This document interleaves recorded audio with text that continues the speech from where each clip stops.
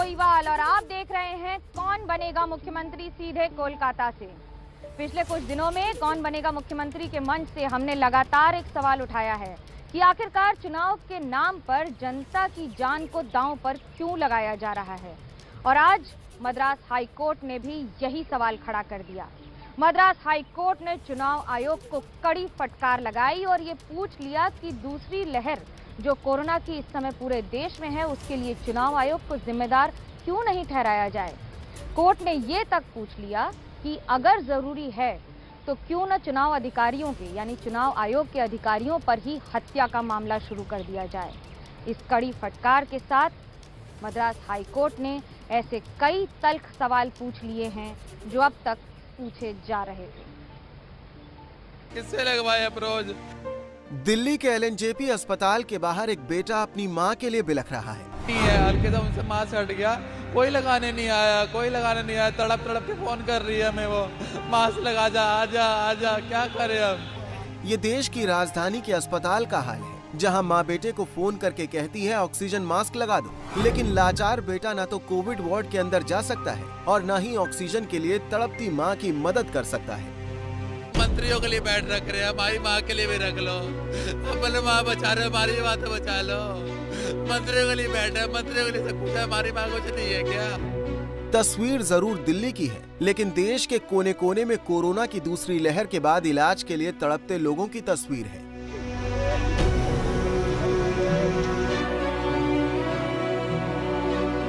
बरेली से लेकर शिवपुरी तक और लखनऊ से लेकर कर्नाटक तक हेल्थ सिस्टम हांफता हुआ दिखाई दे रहा है। और आज मद्रास हाईकोर्ट ने सख्त टिप्पणी करते हुए चुनाव आयोग को कोरोना की दूसरी लहर का जिम्मेदार बताया है। एक तरफ कोरोना सुरसा की तरह मुंह फाड़े देश में पैर पसार रहा था और दूसरी तरफ 5 राज्यों में विधानसभा चुनाव के लिए पूरे जोर शोर से प्रचार अभियान चलाया जा रहा था। भारत माता की, जहाँ तक नजर जाए लोग ही लोग दिखाई पड़ते हैं। कोविड नरेंद्र मोदी जन्म।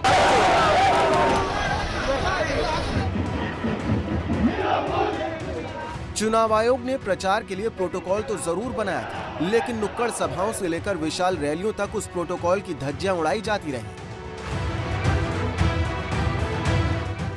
मद्रास हाईकोर्ट की टिप्पणी से पहले भी कोर्ट ने चुनाव आयोग को प्रचार में कोविड प्रोटोकॉल को लेकर हिदायत दी थी। कोर्ट ने कहा था कि केवल नोटिफिकेशन जारी करने से उसका पालन नहीं होगा और अगर चुनाव आयोग से ये नहीं हो रहा तो वो बता दे। तब चुनाव आयोग ने कोर्ट को यह आश्वासन दिया था कि प्रचार में कोविड प्रोटोकॉल का पूरी तरह से पालन होगा। हालांकि ऐसा कुछ भी नहीं हुआ।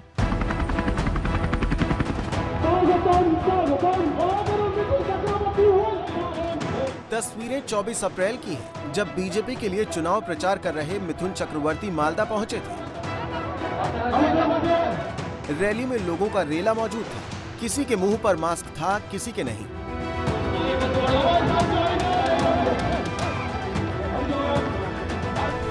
पश्चिम बंगाल में ऐसी चुनावी रैली उस वक्त हो रही थी जब पश्चिम बंगाल चुनाव प्रचार के दौरान एक महीने में कोविड के मामलों में 1500% की बढ़त हुई है। अब मद्रास हाईकोर्ट ने कोरोना वायरस की दूसरी लहर के वक्त राजनीतिक दलों को रैलियां करने की इजाजत देने को लेकर चुनाव आयोग को न सिर्फ सख्त फटकार लगाई है, बल्कि चीफ जस्टिस संजीव बनर्जी ने ये तक कहा है कि क्यों न चुनाव आयोग के अधिकारियों के खिलाफ मर्डर चार्जेस का केस भी दर्ज किया जाए। मुख्य न्यायाधीश संजीव बनर्जी ने कहा कि चुनाव आयोग ही कोरोना की दूसरी लहर के लिए जिम्मेदार है। हाईकोर्ट ने अधिकारियों से पूछा कि कहां थे उस वक्त जब बड़ी बड़ी रैलियां हो रही थी। मद्रास हाईकोर्ट ने चेतावनी भी दी कि अगर 2 मई को आयोग ने कोरोना प्रोटोकॉल का पालन सुनिश्चित करने के लिए ब्लूप्रिंट तैयार नहीं किया तो मतगणना पर तत्काल प्रभाव से रोक लगा दी जाएगी। चुनाव आयोग को ब्लूप्रिंट सौंपने के लिए 30 अप्रैल तक का वक्त दिया गया है।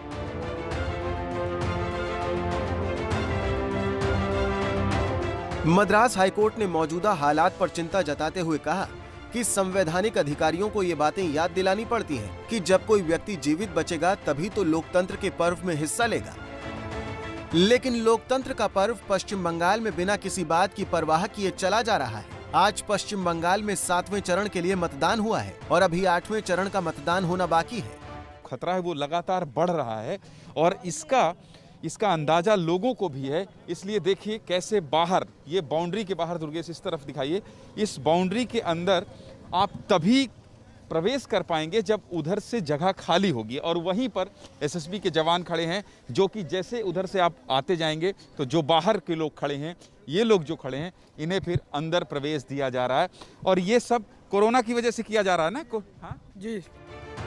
चुनाव आयोग के रवैये पर लगातार सवाल उठा रही ममता बनर्जी ने मद्रास हाईकोर्ट की फटकार के बाद एक बार फिर चुनाव आयोग पर सवाल उठाए हैं। বারবার বলছি তুমি ইলেকশনটা ক্ল্যাব করো এবং ক্লাব করা ইলেকশন সুপ্রিম কোর্টের একটা রুলিং আছে, কিছুতেই শুনলো না। বিজেপিকে স্যাটিসফাই করতে হবে। বিজেপির নেতা যেদিন মিটিং বন্ধ করলো, যেই বললো আমি আজ থেকে মিটিং করছি না, ব্যাট ইলেকশন কমিশন বেরিয়ে গেল আয়না বেরিয়ে গিয়ে বললো ময়নার মতো যে ঠিক আছে আর ক্যাম্পেনিং করা যাবে না, অর্থাৎ বিজেপির ক্যাম্পেনিং শেষ মানে সবার ক্যাম্পেনিং শেষ, কাউকে করতে দেবে না।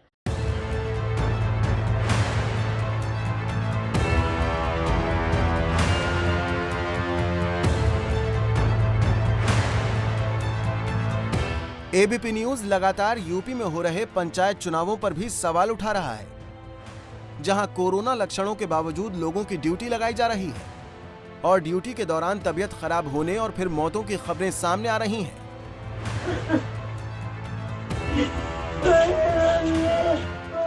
ऐसी ही कहानी सुरेश त्रिपाठी की है।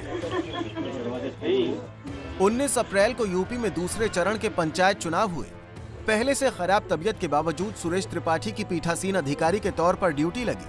ड्यूटी के दौरान तबीयत और बिगड़ी और आखिरकार उनकी मौत हो गई। सुरेश त्रिपाठी को लगातार बुखार आ रहा था। वो अधिकारियों से छुट्टी की गुहार लगा रहे थे। परिवार का कहना है कि प्रशासन अगर उन्हें छुट्टी दे देता तो उनकी जान बच जाती। थोड़ा रेस्ट लीजिए, बोले नहीं ड्यूटी नहीं कटेगी, मैं जाऊंगा। मतलब वो कह रहे थे कि ड्यूटी कटाना चाह रहे थे वो। हाँ, सोचे कि रुक जाए, लेकिन जो है तभी गए, मतलब बोले ड्यूटी करना। लेकिन हर चरण में लोगों की जान की बलि लेने वाला ये चुनाव अपनी गति से चल रहा है। यूपी में पंचायत चुनाव के तीसरे चरण के लिए आज मतदान हुआ। टीवी स्क्रीन पर मौजूद तस्वीरें 25 अप्रैल की हैं, जब मेरठ में पंचायत चुनाव के लिए पुलिस टीम और पोलिंग टीम पोलिंग बूथ के लिए रवाना हो रही थी। लेकिन चुनाव कराने वाली टीम ने जो जमघट लगा रखा है, उसे देखकर कौन कहेगा कि ये कोरोना प्रोटोकॉल का पालन करवाकर चुनाव करवाएंगे। 26 मार्च को यूपी में पंचायत चुनाव का नोटिफिकेशन जारी हुआ था। तब एक दिन में कोरोना के 1028 मामले सामने आ रहे थे, जबकि 4 मौतें हो रही थी। लेकिन पंचायत चुनाव का तीसरा चरण आते आते एक दिन में कोरोना के 35,000 से ज्यादा मामले सामने आ रहे हैं, जबकि हर रोज 206 मौत होने लगी है। अफसोस यह है कि कोरोना का बम फट चुका है, लेकिन चुनाव के नाम पर लापरवाही का खतरनाक खेल चल रहा है। सबसे बुरा हाल पश्चिम बंगाल का हुआ है, जहां 8 चरणों में चुनाव कराए जा रहे हैं और हर चरण में कोरोना का ग्राफ नई ऊंचाई पर पहुंच रहा है। जब चुनाव का ऐलान हुआ था, तब पश्चिम बंगाल में एक दिन में 216 कोरोना के मामले आ रहे थे, लेकिन पहले चरण में ये मामले बढ़कर 812 हुए, दूसरे चरण में 1274, तीसरा चरण आते आते 2058 और चौथे चरण में दोगुने होकर 4043 तक पहुंचे। 17 अप्रैल को बंगाल में 5वें चरण का चुनाव हुआ तो कोरोना के मामले 7713 पहुंच गए। 22 अप्रैल को छठे चरण का डेटा आया तो कोरोना के मामले 11948 तक पहुंचे। और आज जब पश्चिम बंगाल में 7वें चरण के लिए मतदान हो रहा है तो एक दिन में 15,889 मामले सामने आए हैं। पहले चरण के चुनाव में पश्चिम बंगाल में कोरोना से एक दिन में 2 मौतें हो रही थी, लेकिन 7वां चरण आते आते पश्चिम बंगाल में हर रोज 57 मौत का आंकड़ा सामने आ रहा है। चिंता की बात यह है कि अभी 8वें चरण का मतदान होना बाकी है। और अब बात 7वें चरण के मतदान की, जो आज अभी जारी है और थोड़ी ही देर में खत्म भी हो जाएगा, और उसके साथ 8वें चरण का प्रचार भी। जुड़ रहे हैं हमारे साथ कुंतल चक्रवर्ती, हमारे संवाददाता, और उनसे पूछेंगे कि आखिरकार कोलकाता ने इस बार फिर निराश कर दिया, क्योंकि 60% 60% मतदान भी नहीं हुआ, फर्स्ट डिवीजन भी नहीं आए कोलकाता वासी, लेकिन मालदा और मुर्शिदाबाद में 80% से ज्यादा मतदान हुआ है आज। कुंतल, आपने आज क्या देखा, क्या समझा, बताइए हमें।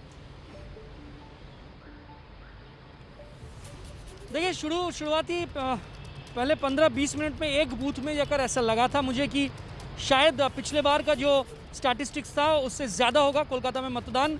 पिछले बार 2 सीटों पर, आज जो 4 सीटों पर चुनाव हुआ है उसमें से 2 सीटों पर 63%, पिछले बार चुनाव हुआ था 2016 में, और 2 सीटों पर 66%। लेकिन जैसे दिन आगे बढ़ा, अलग अलग बूथों पर हम लोग गए तो देखा कि एकदम कम है, टर्नआउट कम है। शायद कोरोना की वजह से लोग घर से नहीं निकल रहे थे, और इसी वजह से दिन के अंत तक, यानी कि 5:30 बजे तक जो आंकड़ा है आपके सामने है, 59% मतदान हुआ है, 59 से थोड़ा ज़्यादा। और वही मुर्शिदाबाद और दक्षिण दिनाजपुर में ये आंकड़ा है 80%। लेकिन मुझे लगता है कि ममता बनर्जी ने जिस तरह से चुनावी प्रचार वहाँ किया, या फिर तृणमूल ने, वहाँ एक कोई समुदाय के लोग डेस्परेशन में वोट दिया, मुझे ऐसा लग रहा है। इसी वजह से इन 2 जिलों में ये आंकड़ा है 80%। ये हो सकता है। आप मालदा में देखिए, वहाँ भी 78%, लेकिन पश्चिम बर्धमान में देखिए वहाँ 70%, बहुत ज़्यादा नहीं है। जो 3 जिलों के बारे में हम लोग पहले भी कहा जहाँ पोलिंग परसेंटेज ज़्यादा हो सकता है, वहाँ लगभग 80% के आसपास, मतलब जो आखिरी आंकड़ा आएगा इसके बाद वाला, उसमें 80% क्रॉस भी कर जाएगा मालदा भी। जी, कुंतल खेल संपादक हैं और हर बात को खेल के अंदाज में रखते हैं, ओपनिंग बॉल से लेकर क्लोजिंग शॉट तक। रुक रहे हैं एक छोटे से ब्रेक के लिए, लौटेंगे तो आपको बताएंगे जोड़ा साको विधानसभा में किसका चल रहा है जोर। आप देखते रहिए एबीपी न्यूज, आपको रखे आगे। स्वागत है आपका कौन बनेगा मुख्यमंत्री में। अब कोलकाता की एक ऐसी विधानसभा सीट जहां 50% से ज्यादा लोग मारवाड़ी भाषा में बात करते हैं। आपको दिखाएंगे आज की आखिरकार जोड़ा साको विधानसभा सीट में, जहां तृणमूल कांग्रेस की ओर से पूर्व सांसद विवेक गुप्ता अपनी किस्मत आजमा रहे हैं, तो वहीं दूसरी ओर बीजेपी ने मैदान में उतारा है काउंसिलर मीना देवी पुरोहित को। बता रहे हैं आपको हम कि आखिरकार जोड़ा साको में टीएमसी का चलेगा जोर या बीजेपी मचा रही है शोर।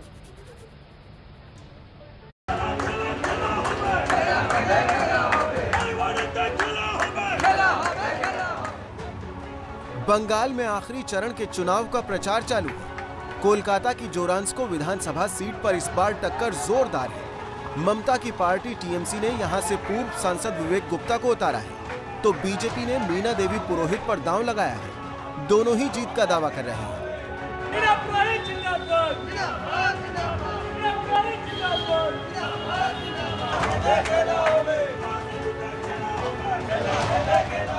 थारा छोड़ो, थारा सा हाथ जोड़कर विनती कर रहे हो, थारा सा वोट मांग रहे हो है। 29 तारीख में घर से बाहर निकलकर 4 नंबर बटन पर बटन टीप कर मना जय जुट करिया। पूरे पश्चिम बंगाल में थे एकमात्र कैंडिडेट हो जो यहाँ मारवाड़ी में वोट मांग रहा है, क्या कारण है? जय यहाँ देश भैया को भेष, अगर मारवाड़ी इलाका में मारवाड़ी, जय मैं मुस्लिम इलाका में जाऊंगा तो मैं हिंदी में बात कर लूंगा, बंगाली इलाका में जाऊंगा तो बंगाली में बात करूंगा, जो मन भावन प्रीत। टीएमसी के उम्मीदवार विवेक गुप्ता कहते हैं कि टीएमसी ने ही समाधान नहीं दिया है, और अब बीजेपी ये कह रही है कि सारी सब बातें सिर्फ और सिर्फ राजनीति हैं। टीएमसी ने समाधान दिया है। ये तो 5 साल से मैंने अभी ये बोला आपको, 5 साल से पड़ी है, और 5 साल पहले गिरी थी, और 5 साल में इसके ऊपर एक ईंटा भी नहीं लगी है। तो क्या समाधान दिया है, क्या काम किया है? इतना पानी जाम होता है इस जोड़ा साको इलाका में। लोग मेरे को हमेशा बोल रहे हैं कि यहाँ पर हमेशा पानी जाम होता है, उसका कोई समाधान नहीं हुआ 10 सालों में। 34 सालों में तो कुछ नहीं हुआ, उसके बाद 10 साल में इनकी सरकार रही, उसमें भी तो कुछ नहीं हुआ। मीना जी, ब्रिज को छोड़कर क्या ये कहें कि कोविड जिस तरह से फैल रहा है, टीएमसी में मुख्यमंत्री से लेकर हर एक व्यक्ति कह रहा है कि बाहर से नेता आ रहे हैं बीजेपी के, इसलिए कोविड फैल रहा है बंगाल में। बाहर से क्या पीके नहीं आए, बाहर से जया बच्चन नहीं आई, बाहर से आने वाले फैला रहे हैं, तो उनके यहाँ बाहर से लोग नहीं आए हैं क्या? और मोदी जी और ये लोग ही क्या कोरोना लेकर के आए हैं क्या?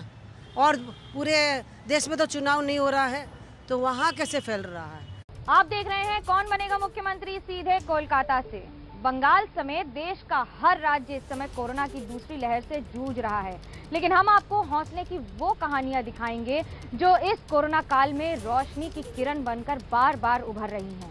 ऐसी एक कहानी है मुंबई से, जहां राजस्थानी समूह के लोगों ने अब एक ऐसी पहल शुरू की है जिसे देखकर आप कहेंगे कि वाह क्या पहल है। इस पहल में अब कोरोना पीड़ितों को निःशुल्क खाना उनके घर तक पहुंचाया जा रहा है।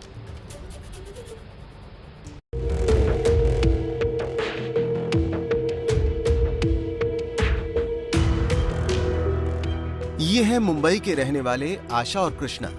मुंबई के एक राजधानी समूह ने इस दंपत्ति को कोरोना मरीजों के घर घर मुफ्त खाना पहुंचाने की जिम्मेदारी सौंपी है।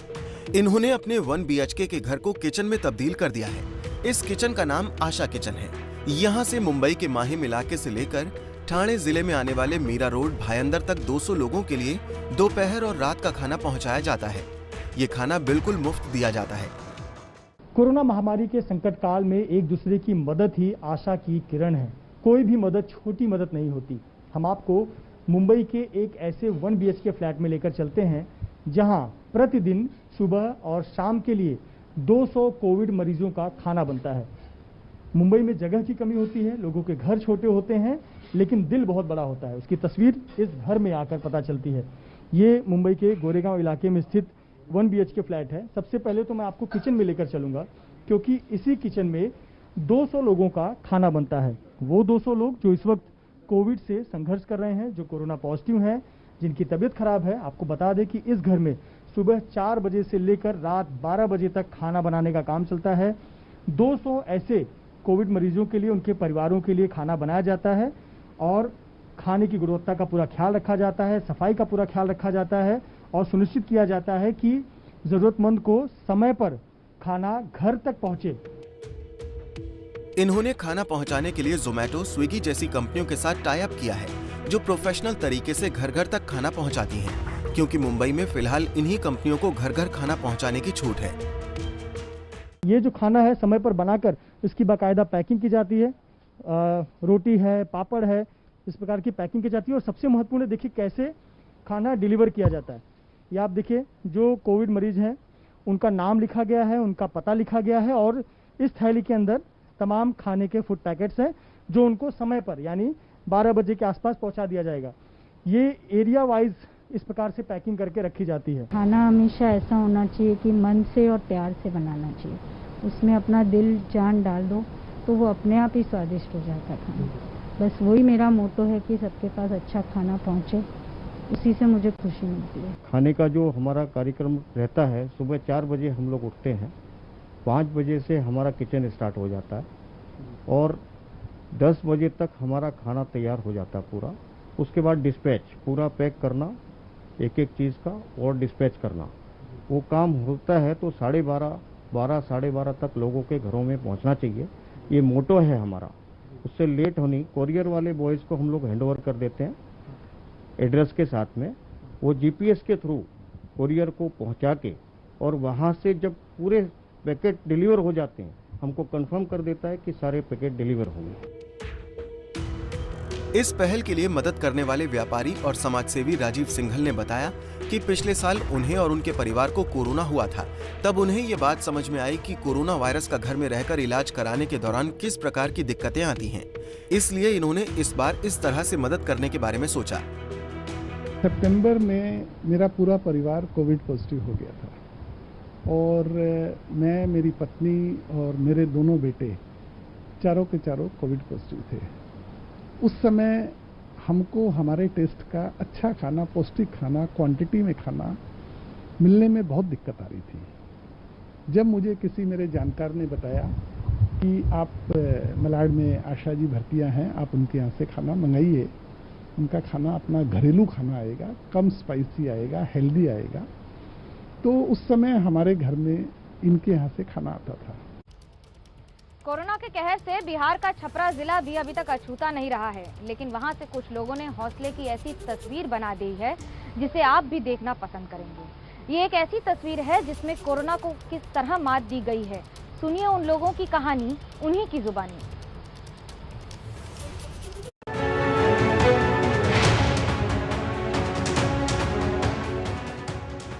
ये हैं छपरा शहर के गड़खा ढाला संत गुलाब नगर के रहने वाले रोहित मेडिकल के छात्र हैं। रोहित को जब पॉजिटिव होने का पता चला तो काफी घबरा गए, लेकिन फिर रोहित ने खुद को संभाला और कोरोना को हराने में जुट गए। रोहित को नेगेटिव हुए अब 9 दिन हो चुके हैं। सुबह उठना है, फ्रेश व्रेश होना है, थोड़ा सा एक्सरसाइज करना है, फिर नहा धोआ कर नाश्ता करके फिर जो मेडिसिन है वो लेना है, फिर दोपहर में थोड़ा सा रेस्ट करना है, फिर थोड़ा सा पढ़ाई लिखाई होता था, फिर सो जाते थे। अपने आइसोलेट थे पूरे फ्लैट में, मैंने कोई नहीं आता था, बाहर में प्लेट रख देते थे, खाना मिलता था, अपने से प्लेट धुलते थे अच्छे से, अपने से रूम और बाथरूम डेली साफ करते थे, अपने रूम डिटॉल से जिससे भी साफ करते थे। ये है छपरा के गंगा सिंह कॉलेज के पास के रहने वाले वकील अनूप कुमार श्रीवास्तव। इन्हें भी कोरोना ने काफी परेशान किया, लेकिन इन्होंने हार नहीं मानी। दमे की बीमारी होने के बावजूद इन्होंने कोरोना जैसी बीमारी को हराया है और कोरोना से जंग जीती है। इसके पीछे की बड़ी वजह है इन्होंने अपना हौसला नहीं खोया।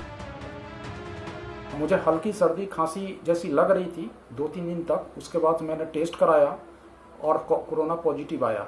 पॉजिटिव आने के बाद से मैं घर पे ही आइसोलेशन में रह करके इलाज अपना कराना बेहतर समझा। और जो थ्रॉट है कि गर्म पानी पीना, भाप लेना, ज़्यादा नींद निकालना, ये सब मैं प्रक्रिया घर पे और इलाज कराया। लेकिन 2-3 दिन के बाद मेरा बुखार बहुत तेज़ बढ़ने लगा और सांस भी तेज़ चलने लगी, ऑक्सीजन लेवल कम होने लगा। तो फिर मैं हॉस्पिटल जाने के अलावा और कोई मेरे पास चारा नहीं था। मैं वहाँ गया, लेकिन वहाँ पे भी 2 से 5 लीटर ऑक्सीजन पे जब दे रहे थे तो भी मेरा सांस उखड़ रहा था।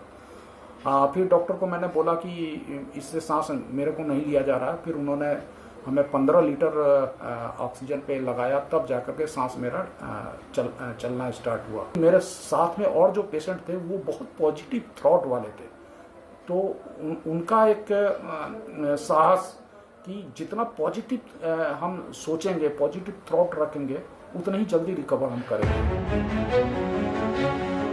ये है बिहार के छपरा के रहने वाले अजीत कुमार श्रीवास्तव।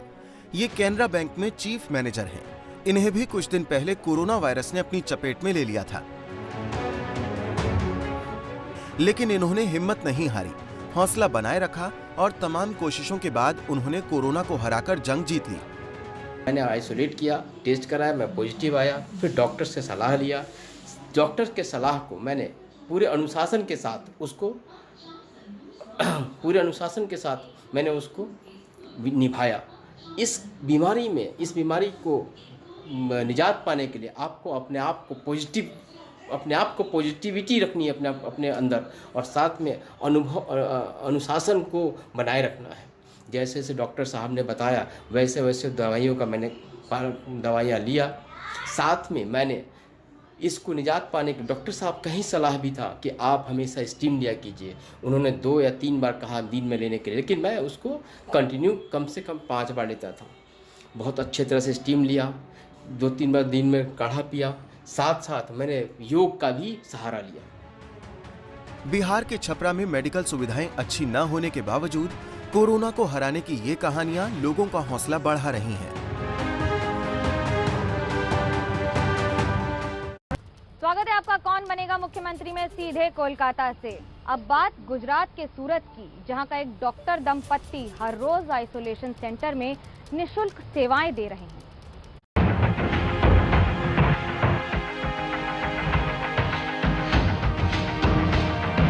ये है सूरत के वारछा इलाके में सेवाएं दे रहे डॉक्टर शैलेश भयानी और उनकी पत्नी Hetal Bhayani. Doctor Shailesh Bhayani MD physician है और उनकी पत्नी हेतल भयानी MD होम्योपैथी है। ये डॉक्टर दंपत्ति एक NGO की तरफ से संचालित 10 आइसोलेशन सेंटर में मुफ्त सेवाएं दे रही हैं। ये हर दिन 70 से 80 मरीजों को देखते हैं। डॉक्टर हेतल बेन ने आइसोलेशन सेंटर में सेवा देने के लिए अपनी OPD को भी बंद कर दिया है। जो ये 15-20 दिन से सूरत में लोगों का देखा, और सिचुएशन हर घंटे में 1-2 कॉल, ऑक्सीजन चाहिए, दवाई चाहिए, ये चाहिए, तो उसको देख के ये आइसोलेशन सेंटर का शुरू किया।